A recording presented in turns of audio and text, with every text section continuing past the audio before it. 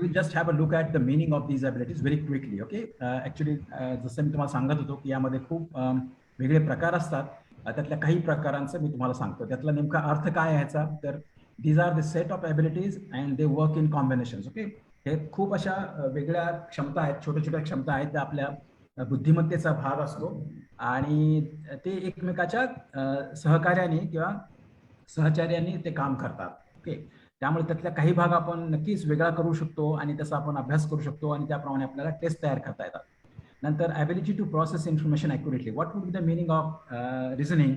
तर एक आहे की it is an ability to process information accurately. म्हणजे जे काही आपण माहिती आपल्याला मिळते, आपल्या भोवतालची माहिती थ्रू अवर सेन्स ऑर्गन्स, ती आपण जास्तीत जास्त ॲक्युरेटली कशी प्रेझेंट करायची ऑब्जेक्टिव्हली, हे यातनं कळतं आपल्याला. नंतर ability to think in an objective and logical manner. Okay, म्हणजे वस्तुनिष्ठपणे आणि तार्किकदृष्ट्या आपण आपल्या सभोवतालच्या अनुभव किंवा आपल्या अनुभवांचं जे काही आपल्याला दिसतं, ऐकायला येतं किंवा बघायला मिळतं, या सगळ्या गोष्टींचा आपल्याला वस्तुनिष्ठपणे आणि तार्किकदृष्ट्या त्याचं अनालिसिस करता येतं आणि त्याप्रमाणे आपल्याला मांडणी करता येते. आणि महत्वाचं म्हणजे जी आपण मांडणी करतो ती इतर लोक सुद्धा तशाच प्रकारची मांडणी करतात, म्हणून याला ऑब्जेक्टिव्ह म्हणतात. Okay, so ability to perceive and organise the things in a meaningful and logical order. नंतर दुसरी क्षमता ज्यामध्ये येते की ज्या काही गोष्टी आपल्याला दिसतात किंवा आपण अनुभवतो, त्या सगळ्यांची म्हणजे परसेप्शन, थोडक्यात जे काही आपण अनुभवतो किंवा बघतो आपल्या भोवतालच्या जगामध्ये, त्या सगळ्यांचे एकत्रीकरण करतो आपण, त्याचं ऑर्गनायझेशन करतो. म्हणजे त्याचं एकत्रीकरण करून कसं आपण त्याची मांडणी करतो, ही मांडणी पण आपण करताना एक अर्थपूर्णरित्या आपण मांडणी करू शकतो. म्हणजे एखादा जो काय लेखक असतो, लेखक आपले विचार मांडतो, तर तो एक विशिष्ट पद्धतीने मांडण्याचा प्रयत्न करतो. स्पीकर विशिष्ट पद्धतीने विचार मांडतो किंवा ज्या गोष्टी आहेत त्या ऑर्गनाईज करतो. सगळीच लोक आपल्या म्हणजे आपापले पद्धतीने आपापल्या गोष्टी ते ऑर्गनाईज करण्याचा प्रयत्न करतात in systematic and logical order, की जेणेकरून दुसऱ्यांना त्याचा अर्थ लागेल. आणि म्हणून कम्युनिकेशन करताना आपल्याला, उदाहरणार्थ भाषा जी मी वापरतो ती भाषा आपल्या सगळ्यांना अवगत आहे, त्या आधारे मी तुम्हाला कम्युनिकेट करतोय. आता थोडंसं व्हेरिएशन प्रत्येकाच्या बाबतीत असू शकेल, की जे मी कम्युनिकेट करण्याचा प्रयत्न करतो एक्झॅक्टली तेच तुम्हाला समजतंय का, हे मला कळणार नाही, पण तरी तुम्हाला बरंचसं त्याच्या जवळपासचं कळेल असं आपल्याला म्हणता येईल. Okay, so will be very close to that. So it is say it is an ability to perceive and organize the things in a meaningful and logical order. Okay, next, ability to reason out based on ideas, thoughts, verbal, numerical, memory and spatial information. आपल्याला जी जगातनं माहिती मिळते ती आपण साधारणतः सायकोलॉजीने त्याचे component करण्याचा प्रयत्न केला आहे. तिची रिझन आउट आपण म्हणजे त्याची कारण मीमांसा करू शकतो आपल्या बऱ्याचशा गोष्टींची किंवा आपल्या अनुभवांची, जे आपल्याला दिसतं, ऐकतं आणि बघतो, या सगळ्यांची आपल्याला एक कारण मीमांसा करता येते. आणि कारण मीमांसा कशाच्या आधारे करतो आपण, तर आपल्या मनात जे काही विचार असतात, काही संकल्पना असतात की ज्या लहानपणापासून आपण शिकलेल्या आहोत, म्हणजे शालेय जीवनात शिकलो आहोत, किंवा तुम्ही अगदी शाळेमध्ये गेला नाही तरी चालेल, कारण शाळेत नसताना सुद्धा ही लोकांना अशा प्रकारची ॲबिलिटी ही नैसर्गिकरित्या मिळालेली असतेच. म्हणजे शाळेत गेला म्हणून ही ॲबिलिटीज आहे असं नाही. इनफॅक्ट आपल्याला जर आपला पूर्वजांचा किंवा मानवजातीचा इतिहास पाहिला तर कुठेतरी शाळा नावाची संकल्पना त्यावेळेस नसणारच आहे. शाळेशिवाय लोक शिकले. ओके, पण तरी भाषेची निर्मिती झाली. भाषेची निर्मिती कशात नव्हते, तर आयडियाज, थॉट्स, मग शब्दरचना हे आपण शिकतो. त्याचबरोबर आपल्याला न्यूमरिकल येतं, म्हणजे नंबर सिस्टम आपल्याला माहिती होते. नंबर सिस्टम सुद्धा ही मॅथमॅटिशियननी किंवा फिलॉसॉफर्सनी त्यांच्या एक लॉजिकल पद्धतीनेच ती आणण्याचा प्रयत्न केला, आज ती आपण वापरतो आहोत. मेमरी म्हणजे आपल्याला आठवण आणि साठवण, आपण जे काही अनुभव घेतो जीवनामध्ये ते आपल्या कुठेतरी लक्षात राहतात. That is called as a memory. Okay, स्मृती त्याला आपण म्हणू शकतो. ही स्मृती सुद्धा फार महत्वाची आहे. उदाहरणार्थ लहानपणचे अनुभव आपल्याला बऱ्याच ठिकाणी उपयोगात येतात. तुम्ही पाठ केलेले असतील तर ते पाढे तुमच्या मेमरीत असतात. तुम्हाला प्रत्येक वेळेस त्याचा गुणाकार किंवा भागाकार करण्याची गरज नसते. थोडक्यात मेमरी हा सुद्धा एक आपल्या बुद्धिमत्तेचा किंवा मेंटल ॲबिलिटीचा भाग आहे आणि तो आपल्या रिझनिंगमध्ये त्याचा काम करतो. नंतर स्पॅशल इन्फॉर्मेशन. स्पॅशल म्हणजे आपलं जे भोवतालचं जग आहे, जे स्पेस ज्याला आपण म्हणूया, अवकाश. हे अवकाश हे जे आहे तर त्याच्याविषयी आपल्याला माहिती पाहिजे. उदाहरणार्थ 2 डायमेन्शनल 3 डायमेन्शनल म्हणजे खोली, लांबी, रुंदी, स्पीड, उंची, ह्या ज्या गोष्टी कळतात तर ह्या स्पॅशल आहेत आपल्याला. किंवा दिशांचं ज्ञान, हे सगळं आपल्याला उपजत असतंच. आणि ह्या अशा उपजत असणाऱ्या गोष्टींचंच आपल्याला या ठिकाणी अनालिसिस करता येतं आणि त्याच्या आधारे आपल्याला मग प्रश्न विचारता येतात. ओके, तो पुढच्या स्क्रीनवरती मी जातोय. I hope you are able to see this. Reasoning also consist of 2 thought processes commonly known as classification and pattern. म्हणजे आपल्यामध्ये काहीतरी असं एक पॅटर्न म्हणजे एक रचना दिसते, संरचना किंवा त्याचे वर्गीकरण करतो आपण. जी माहिती आपण गोळा करतो ह्या सगळ्या माहितीचा संचय आपण कसा करतो, तर त्यामध्ये एक पॅटर्न असतो, तो आपण लक्षात घेतो आणि त्याचं वर्गीकरण पण करतो. त्याच्याशिवाय आणखी काही आहेत, परंतु पॅटर्न आणि वर्गीकरण आणि रचना करणं ही आपले मात्र खूप असे नैसर्गिक उपजत आपल्याकडे बुद्धिमत्तेचे पैलू असतात आणि त्याप्रमाणे आपण ते करण्याचा प्रयत्न करतो. Like for example of classification काय म्हणता येईल, तर our number system is nothing but a symbolic identification and the numbers 1 to 9 describe something like class, different and independent from each other. आता आपल्याला माहिती आहे 1 to 9 नंबर सगळेच आपण लहानपणी आपले आई वडील शिकवतात, भावंड शिकवतात आणि शाळेत गेल्यानंतर शिक्षकही शिकवतात, की पहिले अगदी शिक्षकच शिकवायचे, पण आता आपण घरातून सुद्धा शिकू शकतो 1 to 9 नंबर्स. हे नंबर सिस्टीम लक्षात येणं हे सुद्धा एक प्रकारचं एक क्लासिफिकेशन आहे, की एक बोट एक वरती केलं तर आपण एक म्हणतो, दोन ज्यावेळेस म्हणतो त्यावेळेस आपण दोन बोट वरती करतो वगैरे वगैरे, किंवा हात एक हात दोन हात असं ज्यावेळेस आपण म्हणतो त्यावेळेस लोकांना हे मुलांना हे समजतं. म्हणजे थोडक्यात ही उपजत आहे आणि जवळजवळ 95 to 96% लोकांमध्ये ही बुद्धिमत्ता तशा प्रकारे उपजत असतेच. काही लोकांना मात्र ती नसते, तो भाग वेगळा. पण यामध्ये सुद्धा आपल्याला व्यक्तीमध्ये भेद दिसतात. काही लोक काही कंपोनंट्सच्या बाबतीमध्ये स्ट्रॉंग असतील, तर काही लोक इतर कंपोनंट्सच्या बाबतीत तेवढे स्ट्रॉंग नसतील. उदाहरणार्थ काही लोकांना भाषेच्या बाबतीने विचारलेले प्रश्न किंवा भाषेचं ज्ञान जे असतं ते त्या बाबतीत ते फार शार्प असतात किंवा ते पटकन काही गोष्टी ओळखू शकतात, सांगू शकतात. या उलट म्हणजे एका शब्दाचे अनेक शब्द सांगणं किंवा शब्दांचे विरोधार्थ सांगणं, या उलट काही लोकांना त्यामध्ये अडचणी येऊ शकतात. या उलट दुसरं जे आहे की ज्यांना काही लोकांना गणित किंवा म्हणजे सिम्बॉलिक नॉलेज जे आहे, म्हणजे गणिताच्या आधारे येणारं नॉलेज हे खूप स्ट्रॉंग असतं. या उलट त्याच्या उलट होतं की त्यांना काही लोकांना ज्याला भाषा कधी कधी चांगली असते त्यांना गणित त्यामाने कधी जमत नाही. पण काही लोक असे सापडतील आपल्याला की दोन्ही अंगाने ते चांगले असतात, म्हणजे भाषेच्या बाबतीतही चांगले असतात आणि गणिताच्या बाजूने विचार केला म्हणजे आकड्यांचं ज्ञान, आकडेमोड करणं या बाबतीतही ते चांगलेच असतात. म्हणजे ज्यांना आपण हुशार समजतो, म्हणजे सर्वसामान्य भाषेमध्ये आपण त्याला हुशार म्हणतो. Okay. Similarly our alphabets are also in a way classification of understanding of sound. म्हणजे आपण अल्फाबेट आहेत हे सुद्धा एक साऊंडचं एक म्हणजे जे काय आपण आवाज ऐकतो लहानपणापासून, आवाज काढत काढत आपण भाषा शिकतो, अ आ इ ई. तर हे त्यातनं आपल्याला कळतं की अ हा वेगळा आहे आ पेक्षा आणि ई पहिला आणि ई दुसरा.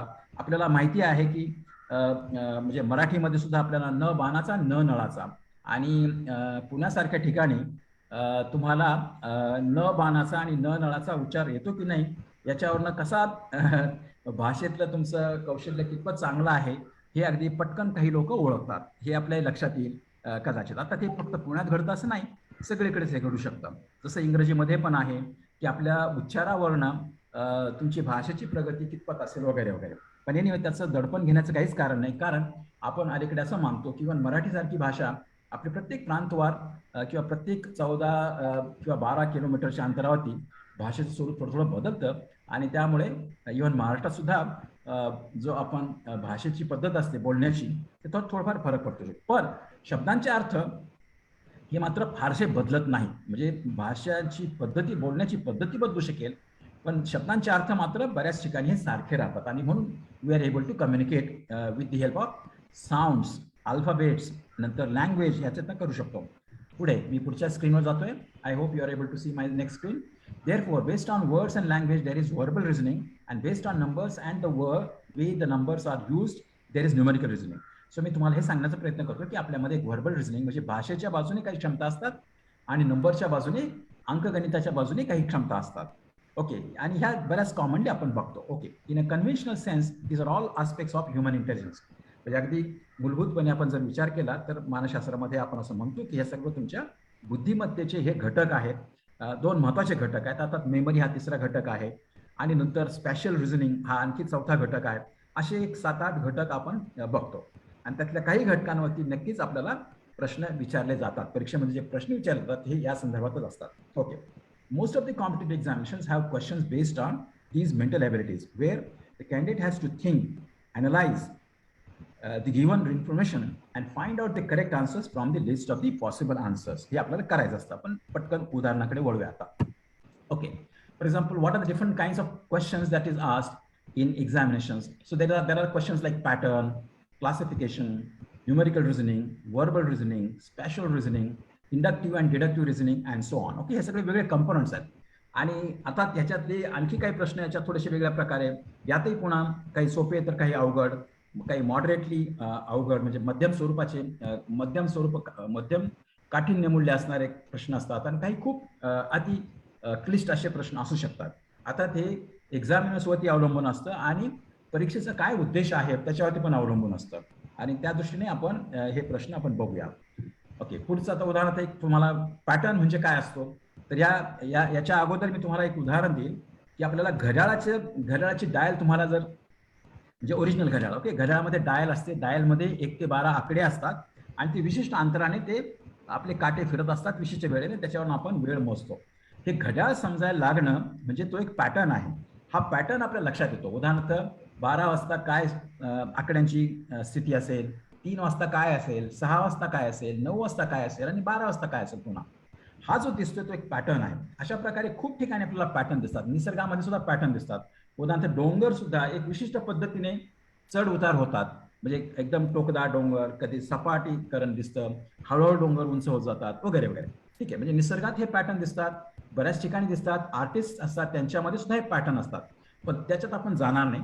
आपल्याला हे पॅटर्नच्या आधारे कसं आपल्याला ऑब्जेक्टिव्हली म्हणजे वस्तुनिष्ठ पद्धतीने एखादी व्यक्ती विचार करते की नाही याचं आपल्याला निरीक्षण करता येतं आणि त्या निरीक्षणासाठी आपल्याला काही असे प्रश्न विचारतात. उदाहरणार्थ आता ही जी फिगर तुमच्या स्क्रीनवरती दिसते आहे ती बघा कशी बदलते आहे.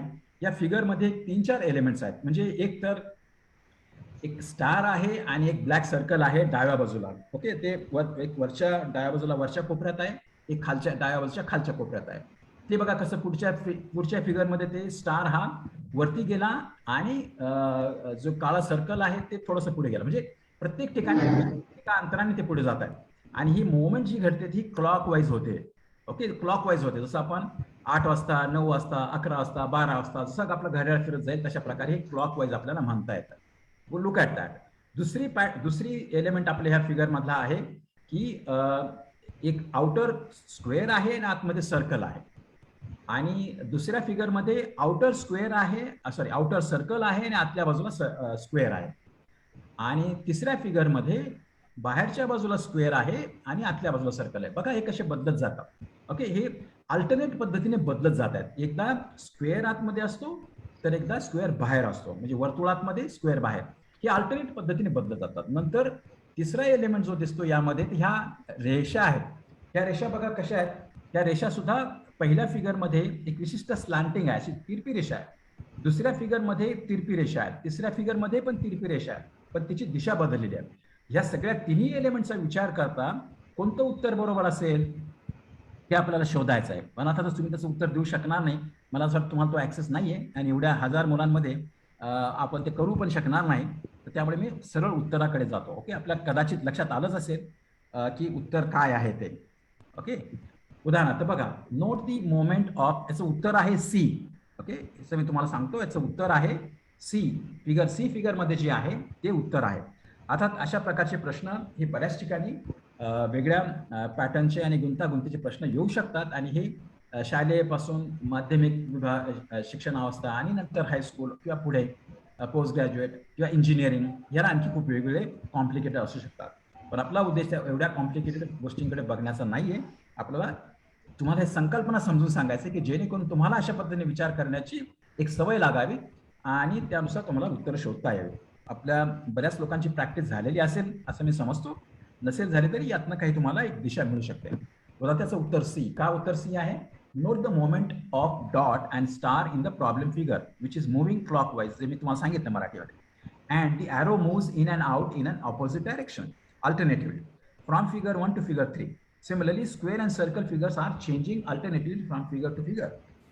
By analyzing these changes, a pattern emerges which should extend and complete the pattern in place of question mark. Thus, answers is C for the sample question. Okay, तर अशा प्रकारचे हे पॅटर्नचे काही प्रश्न असतात की जसं मी तुम्हाला घड्याळाची डायल सांगितली, अशा प्रकारचे खूप प्रश्नांची उदाहरणं आपल्याला देता येतील. पण आपल्याला वेळेची मर्यादा असल्यामुळे आपण पटकन दुसऱ्या उदाहरणांकडे वळूया. हा एक नमुना झाला. ओके, दुसरा एक नमुना असतो तो कोडिंग अँड डिकोडिंगचा. सॉरी, मी तुम्हाला हे कोडिंग अँड डिकोडिंग हा सुद्धा त्यातला भाग आहे. उदाहरणार्थ in a code language if PQRS is return as TUVW then how JIKL will be return in the same code. आता हे कशाच्या आधारावरती आहे, तर आपली जी अल्फाबेटची ऑर्डर असते म्हणजे ABCD, आपण मराठीमध्ये शक्यतो असे करत नाही प्रश्न, पण ABCD ही जी काही आपले अल्फाबेट्स आहेत त्याच्या आधारे आपण हे करतो. उदाहरणार्थ क्यूचा T होतो ह्या कोडिंग डिकोडिंग मध्ये, तो कसा होतो हे बघा तुम्ही. म्हणजे QRS ही दोन अल्फाबेट्स गाळलेली आहेत आणि T आला. नंतर पुढे पीचा U होतो, तर पीचा U कसा झाला आहे बघा, QRST, 4 अल्फाबेट गाळली आणि नंतर U आला. आता हा W सुद्धा तसाच, आरच्या नंतर STUV, पुन्हा 4 अक्षरं गाळली गेली आणि W आला. आता S नंतर V कसा आलाय बघा, S नंतर येतो S नंतर TU आणि V म्हणजे 2. तर थोडक्यात ह्याचा पॅटर्न जो आहे हा पहिला 2 अक्षर गाळलेली आहे, दुसऱ्या आणि तिसऱ्या पोझिशनला 4 अल्फाबेट्स गाळलेले आहेत आणि चौथ्या पोझिशनला फक्त 2 गाळलेले आहेत. अशा पद्धतीने QPRSचं कन्व्हर्जन म्हणजे त्याचं रूपांतर TUWV झालं. Then how JIKL will be return in the same code, याचं तुम्ही उत्तर शोधा. ओके, आणि त्याचं उत्तर तुम्हाला येईल बघा, जेच्या नंतर 2 अक्षरानंतर काय येतं, JKL त्यानंतर M येतो. ओके, तो M कुठे आहे, आता M आहे C आणि D मध्ये बघा, पहिलं अक्षर M आहे C आणि D मध्ये. नंतर आयच्या नंतर 4 अक्षर द्यायला पाहिजे आपल्याला, तर JKLM नंतर N येतो. ओके, C आणि D मध्ये बघा, पहिलं लेटर M आहे, दुसरं नंतर N आहे.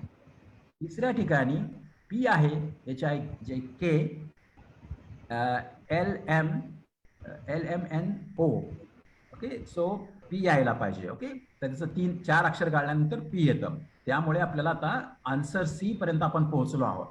आणि Lच्या नंतर 2 अक्षरांनी येणार, सो LMNO, तर आपल्याला इथे उत्तर C MNPO हे त्याचं उत्तर आपल्याला शोधता येतं.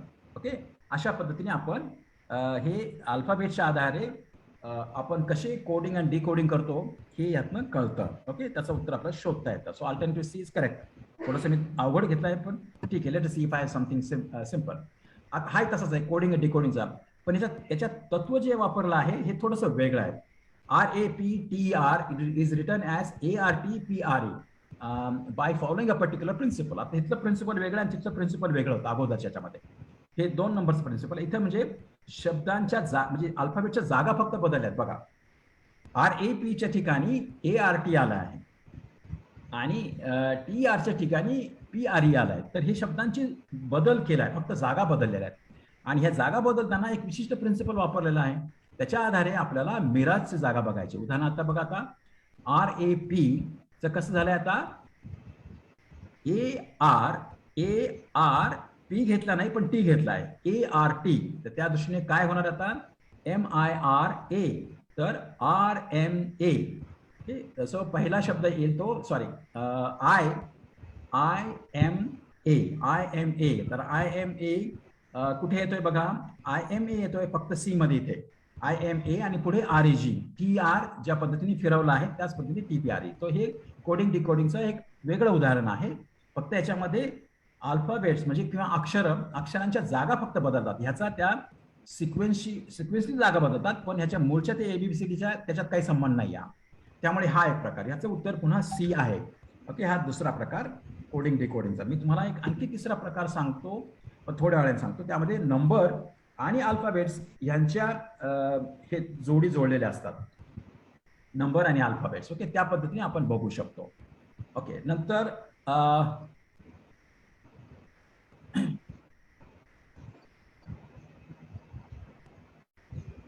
ओके, हां, या. सो हे झालं. आता पुढच्याकडे मी वळतो आहे. पुढचा प्रश्न आहे, सॉरी, या हा प्रश्न झाला आपला कोडिंग डिकोडिंगचं उत्तर मी तुम्हाला सांगितलं. पुढचं, information processing based on facts. आता उदाहरणार्थ जे काही फॅक्ट्स आपल्याला देतात त्याच्या आधारे आपल्याला इन्फॉर्मेशन प्रोसेसिंग करता येतं का ॲक्युरेटली, म्हणजे this is based on your general knowledge किंवा तुमचं एक नातेसंबंधाचं तुमची ओळख कशी आहे आणि ती ओळख आपण ऑब्जेक्टिव्हली मांडू शकतो का, असं ह्याचं एक उदाहरण आहे. उदाहरणार्थ pointing towards a frame on the table, Apurva said she is the only daughter of the father of my sister. Okay, how the person in frame is related to Apurva. हे बघा, अपूर्वा काय म्हणते आहे, एक फोटोग्राफची फ्रेम ती दाखवते, त्याच्याकडे बघत तिचा जो दुसरं जे व्यक्ती आहे त्याच्याबरोबर तिचं बोलणं होते आणि त्यात ती सांगते की जी फोटोग्राफमध्ये दिसणारी व्यक्ती आहे ती फोटोग्राफमधली व्यक्ती ती daughter of the father of my sister, म्हणजे माझ्या वडिलांच्या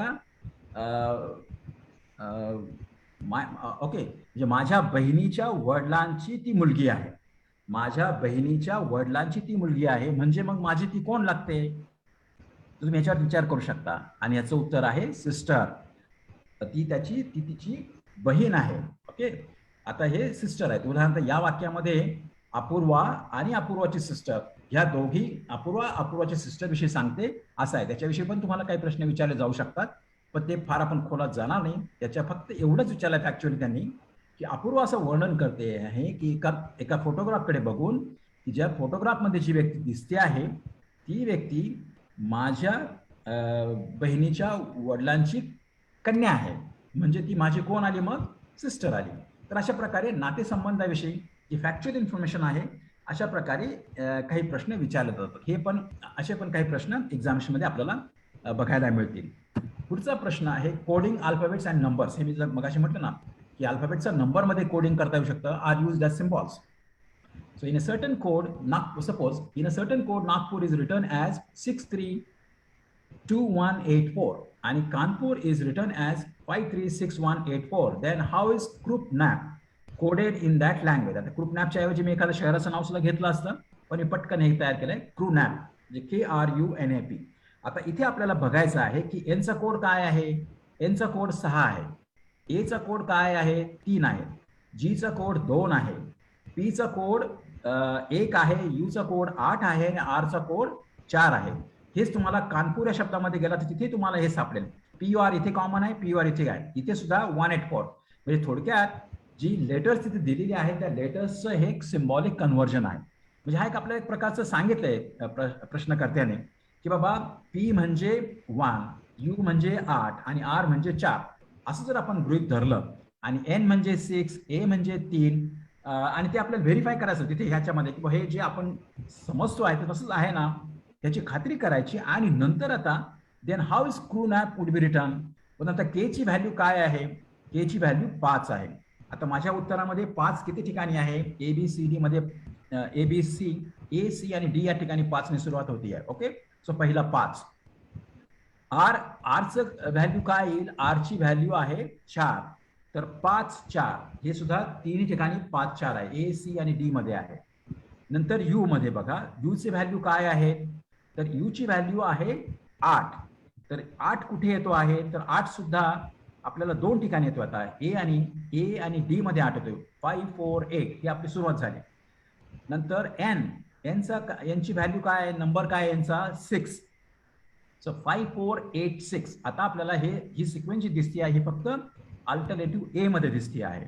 आणि 3 अर्थातच पुढचं जे आहे ए आणि पी, ए ची व्हॅल्यू आहे 3 आणि पी ची व्हॅल्यू आहे 1.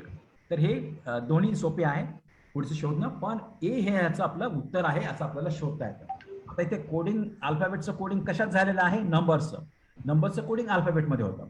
बऱ्याच वेळेस हे नंबर आणि alphabets they need not come in sequence. इथे ते सिक्वेन्शियली आलेलं आहे आणि सिक्वेन्शियली आहे की नाही याचं व्हेरीफाय आपल्याला करता येतं. म्हणजे उदाहरणार्थ which are the common letters in both the words. म्हणजे नागपूर आणि कानपूर यामध्ये कॉमन काय आहे, ए कॉमन आहे, एन कॉमन आहे, पी कॉमन आहे, यू आणि आर कॉमन आहेत. हे आणि हे व्हेरीफाय करायचं.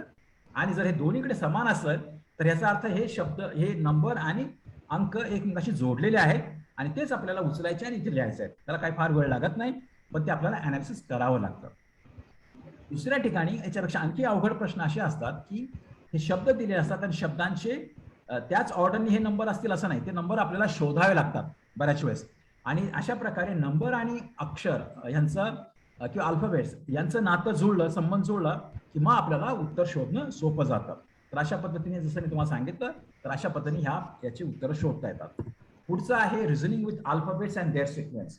उदाहरणार्थ पुन्हा मी अल्फाबेटच्या बाजूने आपल्याला कसं रिझनिंगचं आपल्याला तपासणी करता येते ते सांगण्याचा प्रयत्न करतोय. फॉर एक्झाम्पल असे मी शब्द घेतले आता ACBD CEDF. आता ह्याच्यानंतर कोणते शब्द यायला पाहिजे, कोणते अक्षर यायला पाहिजे, तर ह्याचं उत्तर शोधण्यासाठी आपण प्रयत्न करा. मी तुम्हाला सांगण्याचा प्रयत्न करतो. उदाहरणार्थ ही सिक्वेन्स कशी तयार झाली बघा अल्फाबेटची. ABC, पण B घेतलाय का नाही घेतला, A आणि C घेतलाय. ओके, नंतर पुढचा स्लॉट कसा सुरू होतो बघा, पुढचा पॉइंट कशाने सुरू झालाय, B आणि D. म्हणजे जे शब्द इथे गाळला होता Aच्या नंतर BC, तो पुढे घेतलेला आहे B. त्याच्यानंतर काय केलंय, C गाळलेला आहे आणि D घेतलाय. म्हणजे इथे प्रत्येक ठिकाणी जी शब्द रचना झाली ती दोन अल्फाबेट्स एकानंतरचे एक घेतलेले आहेत, परंतु जो मधला गाळलेला जो अल्फाबेट असतो तो मात्र पुढे त्यांनी पुढे सुरुवात होते. थोडं सायकलिक झालं थोडक्यात. सो ABCच्या ऐवजी AC घेतला, पुढे BCDच्या ऐवजी BD घेतला, पुढे CDEच्या ऐवजी फक्त CE घेतला, त्याच्यानंतर DEFच्या ऐवजी फक्त DF घेतला. तर पुढे आता काय यायला हवं, तर आपल्या असं लक्षात येईल की पुढचा शब्द हा DEF, तो पुढचा येईल आपल्याला आता E ने सुरुवात होणारा शब्द पाहिजे. ओके, सो EFG, जो F गाळायचा आपल्याला, तर पुढचं उत्तर येईल EG. हे तुम्ही व्हेरीफाय करू शकता काय उत्तर यायला पाहिजे. ओके, हे जे प्रिन्सिपल आहे, हे प्रिन्सिपल या अल्फाबेट्स तयार करताना वापरलेलं आहे आणि ते आपल्याला ओळखायचं आहे. यालाच आपण अनालिसिस म्हणतो. ओके, म्हणजे आपण विचार करण्याची क्षमता, आपल्याला जे काही निरीक्षण करतो त्याच्यातनं आपण विचार करू शकतो का एक विशिष्ट तत्वाचा वापर करून, ज्या तत्वांचा वापर करून ही शब्दरचना आलेली आहे, त्याच तत्वांची जर आपल्याला उलगड झाले किंवा आपल्याला कळालं, तर उलग झाली, तर त्याच्यातनं आपण जर आपल्याला ते समजलं, त्यातनं आपण पुढचं काय येणार आहे हे आपल्याला शोधायचं असतं. खाली पर्याय दिलेले असतात तर त्यातनं आपल्याला ते निवडायचं असतं. आता तिथे मी तुम्हाला पर्याय मुद्दाम दिला नाही, की मला असं वाटतं की तुम्ही हे थोडंसं ट्राय करावं म्हणून. उदाहरणार्थ स्वतः तुम्ही तुमच्या पेपर पेन्सिलवरती जर तुम्ही तयार केलं तर मला खात्री आहे तुम्हाला त्याचं उत्तर अगदी मिळालं असेल. ज्यांची प्रॅक्टिस चांगली आहे त्यांना पटकन उत्तर मिळेल, ज्यांची प्रॅक्टिस नाही त्यांना मात्र थोडासा वेळ लागेल, पण प्लीज जरूर प्रयत्न करा. नेक्स्ट, आता हा थोडासा अवघड आहे. Which of the alternative will complete the alphabetical series. उदाहरणार्थ EFD HGI KJL. तर आता हे कसे शब्द तयार झाले बघा, की पहिल्यांदा हे सिक्वेन्स समजून घ्या की कसे तीन ट्रायड असे तयार झालेले आहेत. उदाहरणार्थ EFGH हे पुढे गेलेले आहेत. ओके, पण ते पण जाताना वेगळ्या पद्धतीने गेले आहेत. त्यामुळे ABCD CDEF, तर ABCDEF मध्ये D शेवटी घेतलाय, E अगोदर घेतलाय आणि F मध्ये टाकलाय. ABCDEF, तर DEF. तर हे जे आहेत हे शब्द, उदाहरणार्थ ABCDEF, तर DF ची मांडणी करताना EFD अशी मांडणी केलेली आहे. पुढे मांडणी करताना ABCDEFG HIJK. ओके, सो याची मांडणी करताना IGH किंवा HGI अशी मांडणी केलेली आहे.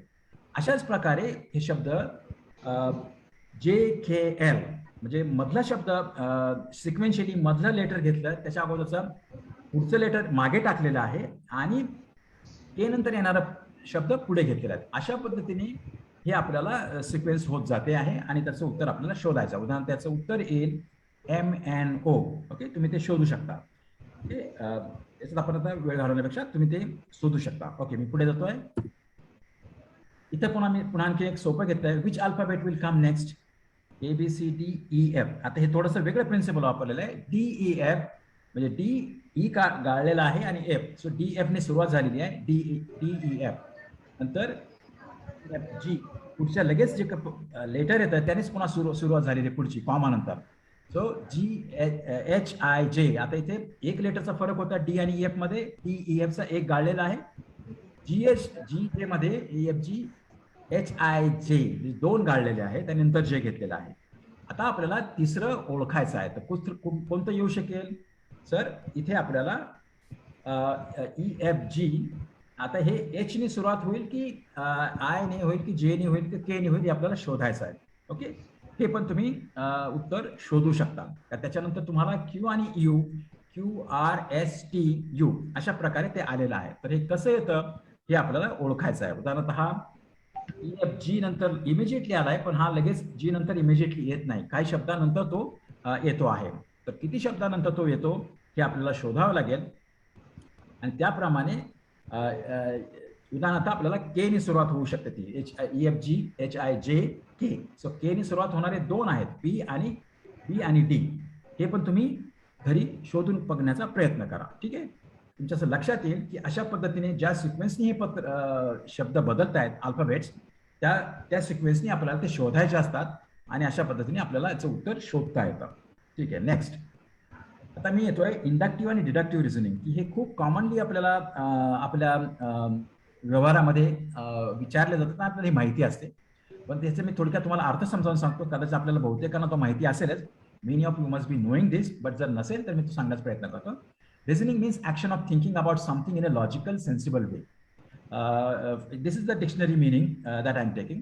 For example, look at the number system, हे तशा प्रकारचं आहे. Look at the measurement of time and the dial of a watch. मी तुम्हाला ऑलरेडी हे उदाहरण सांगितले. It is organized in a logical way. नंतर inductive means making the observations from specific and try to generalize about the larger phenomena. छोट्याकडनं आपण मोठ्याकडे जाण्याचा प्रयत्न करतो, एकाकडून अनेकाकडे. थोडक्यात, फॉर एक्झाम्पल, वन सेज, म्हणजे असे प्रश्न असू शकतात. Anil is a small child and he is smart. म्हणजे अनिल हा एक छोटा मुलगा आहे आणि तो हुशार आहे. म्हणजे हुशार आहे, स्मार्टला आपण हुशारच म्हणतो, जसं इंटेलिजंट म्हणण्याऐवजी हुशार म्हणे. Anil is a small child and he is smart. नंतर Radha is small child and she is also smart. आता मी काय म्हणतोय, अनिल बाबत एक वक्तव्य करतोय. राधाच्या बाबतीत मी आणखी एक वक्तव्य करतो की दोघंही लहान मुलं आहेत. ओके, लहान मुलं आहेत. Anil is a child and he is smart. Radha is small child and she is also smart. आता हे दोन उदाहरणावरून मला अशी अनेक उदाहरणे मिळू शकतात आणि म्हणून या सगळ्याच्या आधारे फक्त एक आणि दोन उदाहरणं मला मिळतात किंवा आणखी तीन मिळतील आणि ह्याच्या आधारे मी म्हणतो मग की therefore small children are smart. तर मी कशाचं मांडणी करतोय आता.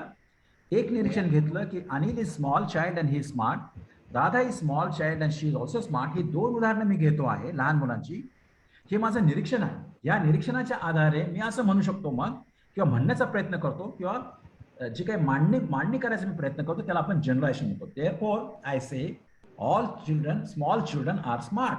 अशा प्रकारचं आपण जनरलायझेशन करतो. Okay, so from one to all. So all small children are smart. हे कशाच्या आधारे मी म्हणतोय.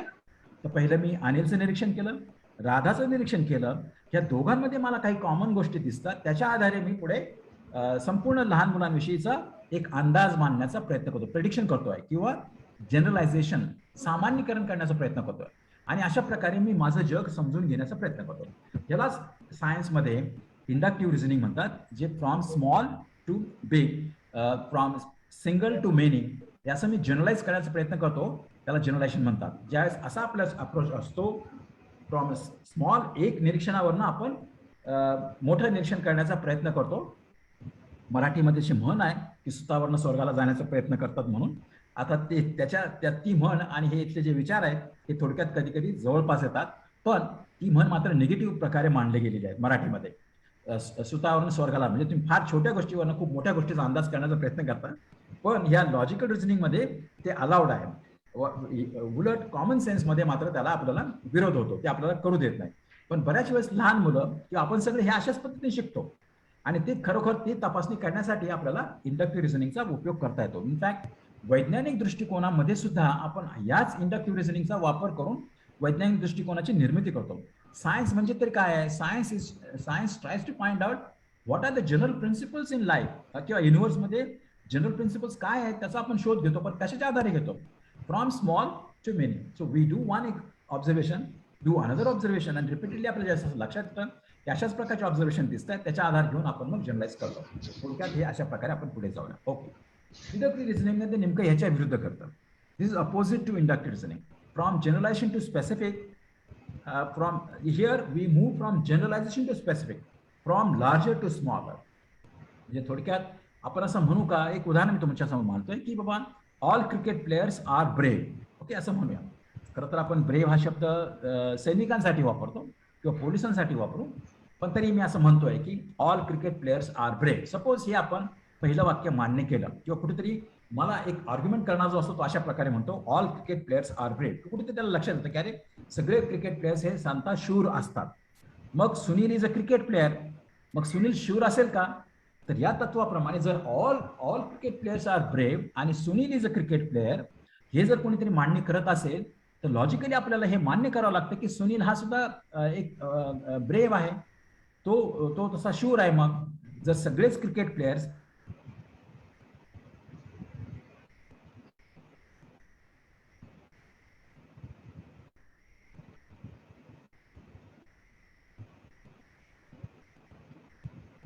जर क्रिकेट प्लेअरची जर ही क्वालिटी असेल तर त्यातल्या एकाला सुद्धा डिडक्टिव्ह रिझनिंग म्हणजे फ्रॉम बिगर टू स्मॉलर आपण करतो, म्हणजे फ्रॉम जनरलायझेशन टू दिस. म्हणजे एखादी थिअरी विज्ञानामध्ये सुद्धा एखादी थिअरी जिथे आहे त्या थिअरीवरनं आपण स्मॉल स्पेसिफिक कडे येतो आणि आपले हायपोथेसिस जनरेट करतो. ओके, तर अशा प्रकारचं विज्ञानामध्ये सुद्धा हे दृष्टिकोन आपल्याला बघायला मिळतो वैज्ञानिक संशोधनामध्ये. So all cricket players are brave. Sunil is a cricket player, therefore Sunil is brave. जे काही मोठ्यांसाठी, एका मोठ्या समूहासाठी जे लागू होतं त्याला ऑल म्हणतो आपण. त्यातल्या प्रत्येक घटकासाठी किंवा जे मेंबर असतील त्यांना प्रत्येकाला ते वैशिष्ट्य लागू होतं आणि म्हणून सुनील हा ब्रेव ठरतो. ओके, अशा प्रकारचं आर्ग्युमेंट आपण करतो. त्याला डिडक्टिव्ह रिझनिंग अशा प्रकारचे म्हणतात. ओके, आता हे रिझनिंगचे इंडक्टिव्ह आणि डिडक्टिव्हची मी आणखी तुम्हाला काही उदाहरणं देतोय की जे आपल्याला परीक्षेमध्ये अशा प्रकारचे उदाहरणं येतात. Assuming that information given in statements here is correct. आपल्याला ते राईट आहे का रॉंग आहे असं आपल्याला चॅलेंज करायचं काही कारण नाही. तुम्हाला जी इन्फॉर्मेशन दिलेली आहे, जी काही माहिती तुमच्यासमोर मांडलेली असते, you have to take that information into account and process that information and find out what is the correct answer. Okay, इथे आपल्याला ते कन्क्लुजन्स मग शोधायचे असतात. So which conclusions could be right conclusions. उदाहरण ते बघा या प्रश्नामध्ये. I hope you are able to see on your screen. पहिल्या याच्यात मी असं म्हणतोय की Neha is a teacher. Neha ही एक शिक्षिका आहे. Okay, Sunil is a reader. Sunil हा एक वाचक आहे. ओके, रीडर आहे. All readers are leaders. जे कोणी वाचक आहेत, जे सर्व वाचक आहेत ते सगळे लीडर्स आहेत, ते नेते आहेत. Okay, all readers are leaders. Most leaders are politicians. हे जे काही लीडर आहे सगळे त्यातले काही लीडर म्हणजे मेजॉरिटी ऑफ देम किंवा मोस्ट ऑफ देम, खूप काही लीडर्स हे पॉलिटिशियन्स आहेत, म्हणजे ते राजकारण करतात किंवा राजकर्ते आहेत. ओके, असं आपण म्हणायचं. आता इथे आपल्या समोर 4 वाक्य मांडलेली आहेत. ही 4ही वाक्य तशी फारशी एकमेकाशी संबंधित नाहीत, पण काही उदाहरणार्थ एकमेकाशी संबंधित आहेत. Neha is a teacher. नंतर तुम्हाला दुसरी फॅक्ट दिली आहे, सुनील इज अ रीडर. नंतर तिसरं वाक्य मात्र ह्या रीडरशिपशी संबंधित आहे, म्हणजे all readers are leaders. Most leaders are politicians. म्हणजे जे रीडर्स आहेत, वाचक आहेत, ते सगळे नेते आहेत आणि त्यातले काही नेते हे पॉलिटिशियन्स आहेत, मोस्ट ऑफ दॅम. आता कन्क्लुजन्स काय असू शकतात, करेक्ट कन्क्लुजन्स बघा. Sunil is a leader. Sunil is a leader हे यातनं सिद्ध होतं का? कारण सुनील इज अ रीडर आणि all readers are leaders. Okay, मग सुनील मध्ये ती कॅरेक्टरिस्टिक आहे का लीडर होण्याची? आहे, कारण ऑल रीडर्स आर लीडर्स. जर ऑल रीडर्स आर लीडर्स असेल तर सुनील हा एक रीडर आहे. सुनील हा एक रीडर आहे आणि म्हणून तो लीडर आहे. अशा पद्धतीने कन्क्लुजन ए हे आपल्याला ठामपणे मांडता येऊ शकतं. पुढचे बघा, आपण एलिमिनेशनने पुढे जाऊ शकतो. म्हणजे पहिलं कन्क्लुजन तरी मला करेक्ट वाटतंय. तुम्ही पण याच्यावर विचार करा. आता बी बघूया. Neha is a reader. Neha he reader आहे असं कुठे म्हटलंय का? याच्यातून दिसतंय का? Neha is a teacher. पण टीचर आणि रीडर यांच्यामध्ये कुठेही संबंध जोडला गेलेला नाही इथे. त्यामुळे नेहा इज अ रीडर हे कुठेच ह्या 2 वाक्यांमध्ये किंवा 4ही वाक्यांमध्ये कुठेही त्याचा आधार आपल्याला सापडत नाही. म्हणून आपल्याला जे कन्क्लुजन बी आहे ते आपल्याला स्वीकारता येणार नाही. So Neha is a reader is a false conclusion. It cannot be a correct conclusion. आता सी बघूया काय आहे. All readers are teachers. All readers are teachers. तर हे असं कुठे म्हटलं आहे का? हेही कुठे म्हटलेलं नाही. कारण नेहा इज अ टीचर, पण ऑल लीडर्स काय आहे, त्यांची काय कॅरेक्टरिस्टिक आहे हे आपल्याला काहीच सापडत नाही. तर ऑल रीडर्स आर टीचर्स इथे फक्त आपल्याला एवढंच म्हटलेलं आहे की ऑल रीडर्स आर लीडर्स, पण ते टीचर्स आहे का हे कुठेच म्हटलेलं नाही. त्यामुळे आपल्याला कन्क्लुजन सी हे सुद्धा आपल्याला स्वीकारता येत नाही. Look at D. All politicians are readers. All leaders are politicians. Sorry, all leaders are politicians असं आहे का? तसं नाहीये. Most leaders are politicians. म्हणून मग सगळे पॉलिटिशियन्स हे लीडर आहेत का? ते नाही म्हणतायत. ते आपल्याला असं म्हणता येत नाही, उलट म्हणता येत नाही. म्हणून ऑल पॉलिटिशियन्स आर लीडर्स हे पण आपल्याला कन्क्लुजन स्वीकारता येणार नाही. थोडक्यात हे 4ही कन्क्लुजन मधलं फक्त कन्क्लुजन ए हे या 4ही वाक्यातली जी काही सुसंगत अर्थ लागतो त्यातनं सुनील इज अ लीडर हे एकच वाक्य आपल्याला सुसंगतपणे लॉजिकली आपल्याला तर्कसंगत वाटतं आणि म्हणून बाकीचे 3 वाटत नाही. म्हणून पहिलं A is our correct answer. Okay, अशा पद्धतीने आपण अनालिसिस करू शकतो. Let's go to second reasoning. Krishna has fewer books than Gaurav. म्हणजे कृष्णाकडे कमी पुस्तक आहे गौरवपेक्षा. कोणापेक्षा? गौरवपेक्षा कृष्णाकडे कमी पुस्तक आहे. नंतर Gaurav has fewer books than Ankita. गौरवकडे अंकितापेक्षाही कमी पुस्तकं आहेत. ओके, आणि Ankita has fewer books than Sai. अंकिताकडे सईपेक्षा कमी पुस्तकं आहे. Sai has same books as Arya. सईकडे असणारी जी पुस्तकं आहे ही आर्या आणि सईकडे सारख्याच प्रमाणात पुस्तकं आहेत. आता हे 4 वाक्य आपल्याला दिले आहेत. हे 4ही वाक्याच्या आधारे आपल्याला अनालिसिस करायचं आहे पटकन आणि त्याची उत्तरं देण्याचा प्रयत्न करायचा आहे. उदाहरणार्थ काय कन्क्लुजन्स आहे बघा. Gaurav has fewer books than Krishna. हे उत्तर बरोबर ठरू शकतं का? Krishna has fewer books than Gaurav. त्यामुळे गौरवकडे असणारी जी पुस्तकं आहे त्याच्यापेक्षा कृष्णाकडे कमी पुस्तकं आहे. म्हणून पहिलं जे कन्क्लुजन म्हटलंय की Gaurav has fewer books than Krishna हे व्हॅलिड ठरत नाही. ओके, त्यामुळे हे आपण स्वीकारू शकत नाही. Let's look at B. Arya has fewer books than Ankita. Okay, अंकिताकडे किती पुस्तकं आहे? Ankita has fewer books than Sai. Okay, आणि Sai has same books as Arya. म्हणजे सई आणि आर्याकडे समान पुस्तकं जर असतील तर Arya has fewer books than Ankita हे घडू शकतं का? नाही घडत, कारण सईकडे असणारी पुस्तकं ही अंकितापेक्षा जास्त आहे आणि आर्या आणि सईची पुस्तकांची संख्या सारखीच आहे. म्हणून Arya has fewer books than Ankita ही उत्तर बरोबर ठरत नाही. नंतर तिसरं बघूया. Sai has fewer books than Gaurav. Sai has fewer books than Gaurav हे घडू शकतं का? बघा, Krishna has fewer books than Gaurav, Gaurav has fewer books than Ankita आणि Ankita has fewer books than Sai. तो Sai has fewer books than Gaurav हे आपल्याला मान्य करता येतं. ओके, नंतर चौथं येतं आहे Arya has more books than Gaurav. Arya has more books than Gaurav हे पण सिद्ध होत आहे. इनफॅक्ट ही दोन्ही वाक्य आपल्याला, दोन्ही कन्क्लुजन्स आपल्याला ही सार्थ कन्क्लुजन असं वाटतं. ओके, सी बघूया आपण. सई हॅज, चौथं तर नक्कीच आहे.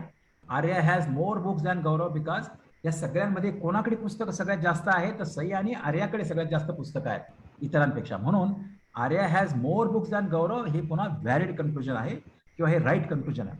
आता Sai has fewer books than Gaurav नाही, हे शक्य होत नाही, कारण सई आणि आर्या ह्या दोघींकडे जास्त पुस्तकं आहेत. त्यामुळे Sai has fewer books than Gaurav म्हणजे सईकडे गौरवपेक्षा कमी पुस्तकं आहे हे आपलं उत्तर ठरू शकत नाही. म्हणजे थोडक्यात डी हे आपलं राईट उत्तर ठरू शकतं दिलेल्या माहितीच्या आधारे. So Arya has more books than Gaurav हे त्याचं करेक्ट उत्तर येतं. Okay, let me go ahead पुढे. What is the right answer? Okay, इथे पण आपण शोधूया. Everyone in the building is related to Sujit. Okay, हे पुन्हा बघूया. या बिल्डिंग मध्ये राहणारे जे कोणी लोक आहेत ते सगळे सुजितशी संबंधित आहेत. Sujit's only sister is Sunanda. सुजितची एकुलती एक बहीण आहे आणि तिचं नाव सुनंदा आहे. Savani lives in the same building. Savani नावाची व्यक्ती ही या बिल्डिंग मध्ये राहते, याच बिल्डिंग मध्ये राहते, वास्तूमध्ये राहते. Radha is Sunit's wife.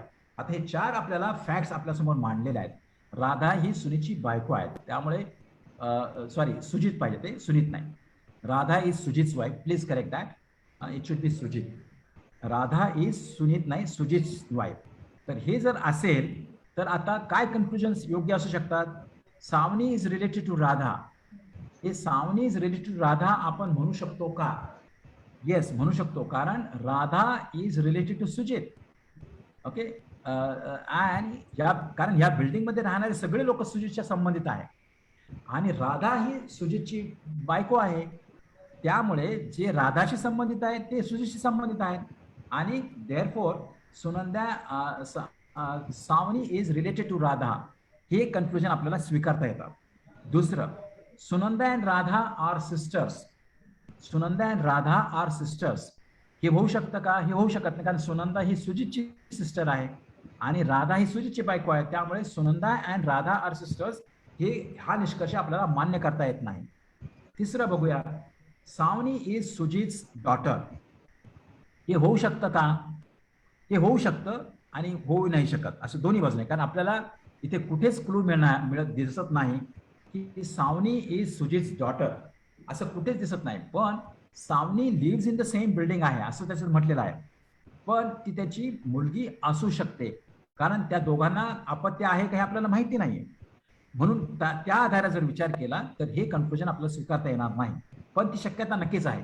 Savani is Sujit's daughter ही शक्यता आहे, पण त्याच्यापेक्षा वरचं जे वाक्य ए आहे, Savani is related to Radha, हे जास्त स्ट्रॉंग आहे आणि त्याला एव्हिडन्स दिसतो, म्हणून आपल्याला ते उत्तर स्वीकारावं लागेल.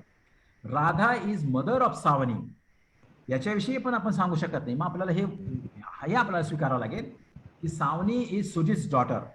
हे जर आपण स्वीकारलं तर Radha is mother of Savani हे आपल्याला स्वीकारावं लागेल. आणि या उदाहरणामध्ये मग सी, डी आणि ए अशी तीन उत्तरं बरोबर ठरतील आणि ते काही बरोबर होणार नाही. ओके, हे मी मुद्दाम तुम्हाला एक उदाहरण दिलेलं आहे की एखाद्या उदाहरणामध्ये असे 2-3 करेक्ट उत्तर येऊ शकतात, पण लक्षात घ्या हे तिसरं आणि चौथं ह्याचा संबंध आपल्याला कुठेच जोडता येत नाही. म्हणून सावनी सुजीत डॉटर ही शक्यता आहे, पण त्याचे आपल्याला कुठेही त्याचं जोडलेलं नाहीये, त्याच्याविषयी कुठेही आपल्याला इन्फॉर्मेशन मिळत नाही. म्हणून आपल्याला तो निष्कर्ष आपल्याला काढता येणार नाही. Radha is mother of Savani हाही निष्कर्ष आपल्याला काढता येत नाही. ओके, पण हे जो आहे की सावनी इज रिलेटिव्ह राधा हे आपल्याला लॉजिकली मान्य करता येतं, कारण राधा ही सुजीतची बायको आहे आणि या बिल्डिंगमध्ये राहणारे सगळे जी लोक आहेत ते सुजीतशी संबंधित आहेत. म्हणून Savani is related to Radha. मग ती कोण आहे? ती त्याची बहीण आहे का, ती त्याची मुलगी आहे, किंवा ती त्यांची आई आहे का, काय आहे, ह्याच्याविषयी कुठेही आपल्याला फॅक्च्युअल इन्फॉर्मेशन दिलेली नसल्यामुळे आपल्याला सी आणि डी हे स्वीकारता येत नाही. बी तर ऑब्व्हियसली आपल्याला डिलीट करता येतं. त्यामुळे लॉजिकली फक्त ए हे त्याचं उत्तर ठरू शकतं असं आपल्याला मांडणी करता येते. Okay, next right confusion. पुन्हा some female teachers can play. Next उदाहरण घेतलंय, some female teachers are cricketers. ह्या 2 गोष्टी सांगितल्या मी female teachers. Female teachers can play, पण सम, ओके, सगळ्या नाही. Some female teachers can play, some female teachers are cricketers. त्यामुळे some male teachers are cricketers हे असं म्हणू शकतो का आपण? कन्क्लुजन नाही. दुसरं, some cricketers are female teachers. Some cricketers are female teachers. Yes, कारण some female teachers are cricketers, म्हणून काही क्रिकेटर्स या काही शिक्षिका आहेत असं आपल्याला म्हणता येतं. त्यामुळे कन्क्लुजन 2 हे योग्य वाटतं. आणि त्याच दृष्टीने ABCD या पर्यायांपैकी कन्क्लुजन 1 ओनली आहे का? तर नाही, 1 अजिबात नाही. 2 ओनली आहे का? बरोबर आहे. पण तिसरं आपण बघूया, बोथ 1 and 2 आहे का? नाही, कारण 1 हे ठरू शकत नाही, त्यामुळे 1 and 2 येऊ शकत नाही. आणि डी, सम क्रिकेटर्स आर नायदर 1 nor 2 असंही आहे का? नाही, हे पण स्वीकार करणार नाही. म्हणून अल्टरनेटिव्ह म्हणजे कन्क्लुजन 2 हे बरोबर येतं आणि म्हणून अल्टरनेटिव्ह बी हे आपलं करेक्ट उत्तर आहे, 2 ओनली. ओके, सो यात आपल्याला शोधता येत. अशा प्रकारे मल्टिपल स्टेटमेंट्स आणि मल्टिपल कन्क्लुजन्स आपल्याला दिलेल्या जातात आणि त्याच्या आधारे मग आपल्याला ओळखायचं आहे की कन्क्लुजन 1 बरोबर असेल, कन्क्लुजन 2 बरोबर असेल, की दोन्ही कन्क्लुजन बरोबर असतील 1 and 2, की दोन्ही बरोबर नसणार, नायदर 1 nor 2. अशा प्रकारचे पण काही प्रश्न असतात, त्याचा फॉर्मॅट असतो तशा प्रकारचा, तो आपल्याला ओळखता आला पाहिजे. पुढचा व्हॅलिड कन्क्लुजन्स, त्याला व्हॅलिड कन्क्लुजन्स पण असं पण म्हणतात. पुन्हा मी आणखीन एक उदाहरण घेतोय. Some kings are queens, all queens are political leaders. हे 2 फॅक्ट्स तुमच्या समोर मांडल्या. तर त्याच्या आधारे काय कन्क्लुजन्स मी काढण्याचा प्रयत्न करतोय? All kings are political leaders म्हणता येईल का आपल्याला असं? सम किंग्स आर क्वीन्स आणि all queens are political leaders, पण सगळे all kings are political leaders आपल्याला असं म्हणता येणार नाही, कारण सम किंग्स आर क्वीन्स आणि all queens are political leaders. त्यामुळे some kings are political leader असं जर असतं तर आपल्याला ते स्वीकारता आलं असतं, पण all kings are political leaders हे आपल्याला म्हणता येणार नाही, कारण फक्त सम किंग्स आर क्वीन्स आणि all queens are political leaders म्हणून. ओके, पुढचं. त्यामुळे पहिलं आपल्याला कन्क्लुजन काढता येणार नाही. नंबर 2चं, ऑल क्वीन्स आर किंग्स. सगळ्या क्वीन्स ह्या किंग्स आहेत का? नाही, कारण सम किंग्स आर क्वीन्स. त्यामुळे पुन्हा some queens are some kings असं म्हणता आलं तर ते होऊ शकतं, पण ऑल क्वीन्स आर किंग्स हे आपल्याला म्हणता येणार नाही. म्हणून या ठिकाणी कन्क्लुजन 1 ओनली होतं का? नाही. 2 होतं का? नाही. बोथ 1 and 2 होतं का? दोन्ही होत नाही. आणि म्हणून alternative D, neither 1 nor D हे त्याचं करेक्ट उत्तर असू शकतं, म्हणजे होतं, करेक्ट उत्तर आहे. ओके, आता न्यूमेरिकल सिरीजची काही उदाहरणं आपल्या समोर पटकन मांडतो आणि पुढे एक आणखी वेट डायग्राम्स उदाहरण आहे, तेवढे घेऊन मी संपवतो. Which number will complete the series. इथे बघा 4, 12, 24 आणि मध्ये नंबर गाळलेला आहे, 144 आलेला आहे.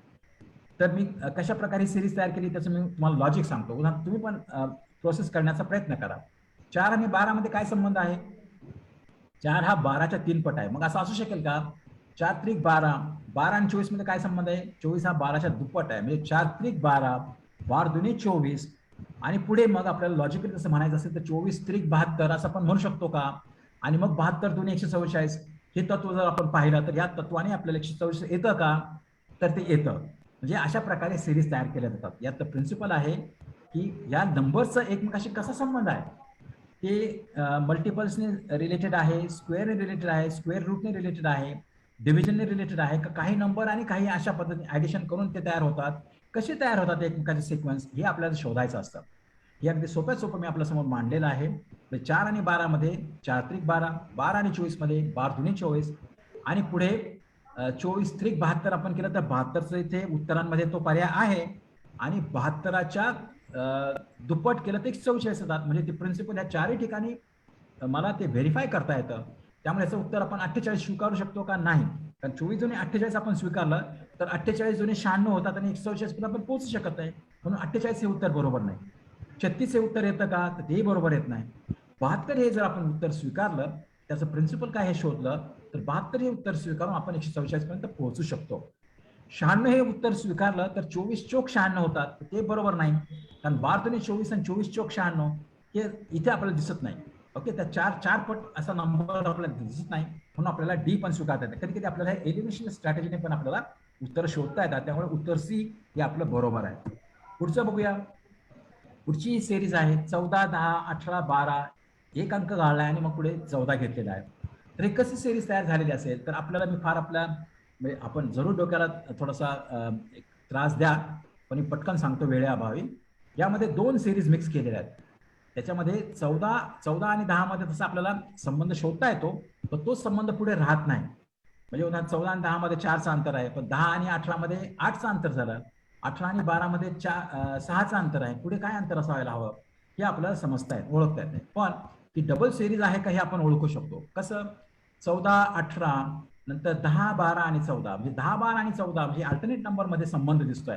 2-2 ने ते आकडे बदलत जात आहेत. तसं मग 14 आणि 18 कसे बदलत असेल, 14 आणि 18, 14 आणि 4 18, 18 आणि 4 22 होतात आणि 22 नंतर पुढे 14 येतात. म्हणजे या 2 सिरीज इंडिपेंडेंटली जात आहेत.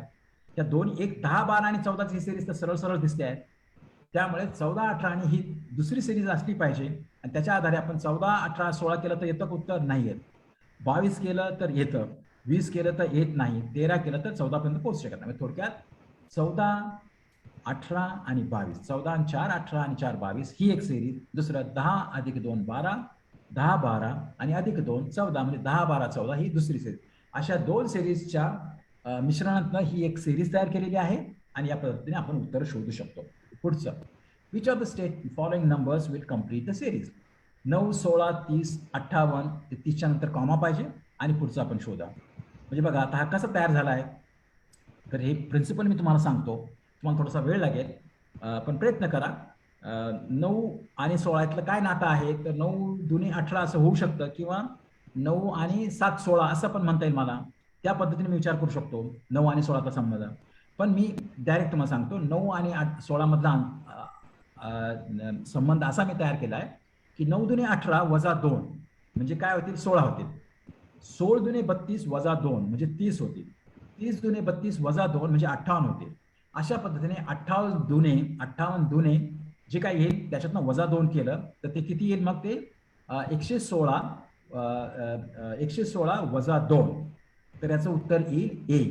सी हे त्याचं उत्तर असू शकणार नाही. 58 दुने 116 होतात, त्यातनं पुन्हा 2 वजा करायचे, कारण त्या तत्वाने मी ती सिरीज तयार केली आहे. म्हणून त्याचं उत्तर 114 हे त्याचं उत्तर येतं. ए हे त्याचं उत्तर आहे. पुढे जाऊया आपण पटकन. स्पेशल रिझनिंग असतं. मग शेवटचा एक प्रश्न आहे. If Suresh moves towards his right and walks for 7 meters and turns to his left and walks for 6 meters. From there he turns to his left again and walks 3 meters and turns to his left and walks 6 meters. How far is he from his starting point? हे तुम्हाला तुमच्या कागदावरती तुम्ही पटकन जर त्याचा नकाशा आपण काढला, म्हणजे सुरेश त्याच्या उजवीकडे वळतो, तो जिथे उभा आहे त्याच्या उजवीकडे तो वळतो, बरोबर आहे. नंतर ही वॉक 7 meters, उजवीकडे म्हणून तो 7 मीटर चालतो. नंतर तिथून पुढे तो त्याच्या डावीकडे वळतो आणि 6 मीटर जातो. नंतर तिथे जाऊन पुन्हा त्याच्या लेफ्टला वळतो, म्हणजे डावीकडे वळतो आणि 3 मीटर चालतो. आणि त्याच्यानंतर पुन्हा तो लेफ्टला वळतो आणि तो 6 मीटर चालतो. तर तो आता कुठे आहे, how far is he from his starting point, हे तुम्ही तुमच्या कागदावरती ड्रॉ केलं आणि कसा कसा गेला त्याच्यावर तुमच्या असं लक्षात येईल की त्याचं उत्तर काय असलं पाहिजे. ओके, पहिल्यांदा तो स्वतःच्या उजवीकडे वळतो, 6 मीटर जातो. नंतर तिथून तो डावीकडे वळतो, तिथं तो पुन्हा 6 मीटर जातो आणि तिथून पुन्हा तो डावीकडे वळतो आणि तिथे तो 3 मीटर चालतो. ओके, 6 आणि 3 मीटर चालतो डावीकडे वळून and turns to his left. तिथून तो पुन्हा डाव्या बाजूला वळतो आणि तिथे तो पुन्हा 6 मीटर चालतो. तो मूळ पदावर आलेला आहे आणि तिथे मूळ पदावर आलेला नाही, तो तिथून थोडासा अंतरावर. त्याचं उत्तर किती अंतरावर असेल हे तुम्हाला शोधायचं आहे. How far is he from starting point. Okay, हे त्याचं उत्तर तुम्ही तुमचा ड्रॉ करा चार्ट आणि तुम्हाला त्याचं उत्तर सापडेल. ओके, मी उत्तर देणार नाही याचं, पण तुम्ही शोधा. Okay, next. आता हे वेन डायग्राम्स एक शेवटचं आहे. वेगवेगळ्या प्रकारचे असतात. उदाहरणार्थ फूड, ब्रेड आणि बटर. हे समजा मी एक उदाहरण सांगितलं तुम्हाला. तर फूड आणि ब्रेड आणि बटर ह्यांच्यामधला संबंध दाखवणारा कोणता वेन डायग्राम आहे की तो त्याच्यातला संबंध दाखवू शकेल. ते दुसरं एक उदाहरण आहे, पण ते नंतर मी वळतो, त्याच्याकडे परत येईल. Students, players and females. Okay, पण मी तुम्हाला पुढे नेतोय थोडंसं. उदाहरण हे बघा, हे वेन डायग्राम, हे 3 एलिमेंट्स आहेत. 3 एलिमेंट्स मधला कसा संबंध आहे, हे ओव्हरलॅपिंग होणार आहे. ABC हे सर्कल आहेत. तर हे तुमचं उत्तर असू शकतं का फूड, ब्रेड आणि बटर मधलं? तर नाही, हे त्याचं उत्तर असू शकत नाही. ओके, सो ढोरे सर जॉईन झालेले आहेत. Yes, thank you sir. क्विकली झालंच. आपल्याला इथे फूड, ब्रेड आणि बटर या दोघांमधला संबंध दाखवणारी आकृती सी बघा. फूड हे काय, फूड हे लार्जर पार्ट आहे. ब्रेड आणि बटर हे त्याचे 2 पार्ट आहे, पण दोन्ही वेगळे आहेत. ब्रेड आणि बटर हे एक नाही आहेत, कारण ब्रेड वेगळा आहे त्याच्यामुळे आपण त्याला वेगळ्या नावाने ओळखतो. बटर वेगळा आहे म्हणून त्याला आपण वेगळं नाव. पण हे दोन्ही खाद्यपदार्थांचे प्रकार आहेत. म्हणून सी मध्ये ही 2 सर्कल दाखवणारी आकृती ही त्यातला संबंध दाखवते आपल्याला असं.